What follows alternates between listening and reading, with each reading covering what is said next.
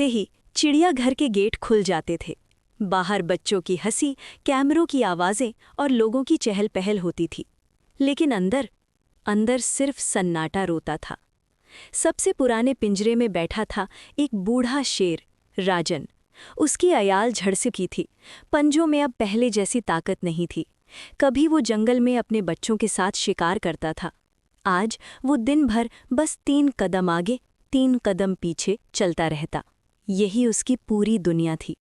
रात को जब जू बंद हो जाता, राजन जमीन पर लेटकर अपनी आंखें बंद करता और सपने में अपने शावकों की आवाज़ें सुनता। फिर अचानक उठ जाता। पिंजरा आज भी वहीं होता था। शावक कभी नहीं लौटते। थोड़ी दूरी पर एक लोहे की जंजीर से बंधी हथनी थी, मीरा। उसकी टांग पर जख्म के निशान थे। वो हर शाम मिट्टी उठाकर अपनी पीठ पर डालती, जैसे किसी माँ की तरह खुद को संभाल रही हो। उसका बच्चा पकड़ते वक्त उसकी आंखों के सामने छीना गया था। उस रात के बाद मीरा ने कभी चैन से आंखें नहीं मूंदी। जब भी कोई छोटा हाथी पास से गुजरता, उसकी आंखें भर आती।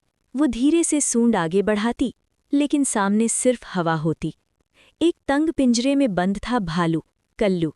वो दिन में सिखाई गई हरकतें करता ताकि उसे खाना मिल सके। लोग तालियां बजाते, कल्लू मुस्कुराने की कोशिश करता, पर रात को वो अपने सिर को दीवार से टिकाकर बैठ जाता। उसकी आंखों से आंसू टपकते और वो खुद से फुसफुसाता, मैं थक गया हूँ। ऊपर जाली के पास बैठी थी एक चिड़िया, रूह। उसके पंख कटे हुए थे। उड़ना अब उसके लिए सपना था। हर सूरज उगते देख वो कांप जाती, क्योंकि हर नई सुबह उसे याद दिलाती, आज भी वो आज़ाद नहीं है। एक शाम जू में एक छोटी लड़की आई, इरा। वो हंसी नहीं, वो चिल्लाई नहीं, वो बस जानवरों की आंखों में देखती रही। राजन की आंखों में उसे टूटा हुआ राजा दिखा, मीरा में बिखरी माँ, कल्लू में मजबूर मजदूर और रूह में मरा हुआ आसमान। इरा ने अपनी माँ से पूछा, अगर ये बोल पाते तो क्या हमें माफ़ कर देते? माँ के पास जवाब नहीं था।